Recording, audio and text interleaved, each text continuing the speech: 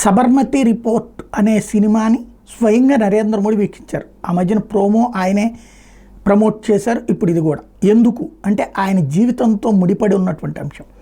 నరేంద్ర మోడీ రాజకీయ జీవితాన్ని సమాధి చేయడానికి జరిగినటువంటి అతిపెద్ద కుట్రనాల, లేకపోతే నాటి మత కలహాలు సృష్టించాలన్నటువంటి కుట్రని ఛేదించుకొచ్చినటువంటి వాడు అనాలి.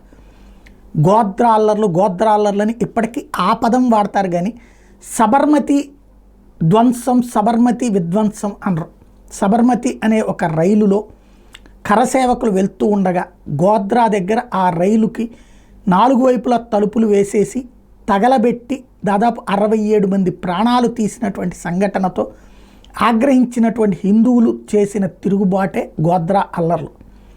గోద్రా అల్లర్లు హైలైట్ చేశారు కానీ అసలు సబర్మతి రైలు తగలబెట్టడం వెనకాలన్న ఉద్దేశాన్ని ఎవ్వరూ పట్టించుకోలేదు.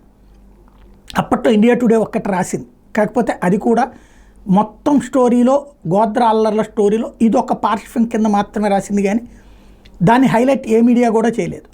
అందుకనినే అసలు చర్చ జరగాల్సింది అది కదా, ఎందుకు జరిగింది అక్కడ అల్లర్లు అన్నటువంటిది. రైలు తగలబెట్టడం వల్ల దాన్ని ప్రశ్నించినటువంటి హిందువుల మీద కాల్పులు జరగడం వలన, కాల్పులు జరిపినటువంటి బెస్ట్ బేకరీ యజమాని ఉదంతం వలన ముదిరినటువంటి వివాదం. అప్పుడు ఊచకోతను ఎవ్వరూ సమర్థించట్లేదు. అట్ ద సేమ్ టైం దానికి కారణమైనటువంటి దహనం దాదాపుగా 200-300 మంది ప్రయాణిస్తున్న చోట ఒక 60-70 మందిని అలా తగలబెట్టేశారు, నిలువునా తగలబెట్టేశారు చిన్న పిల్లలతో సహా.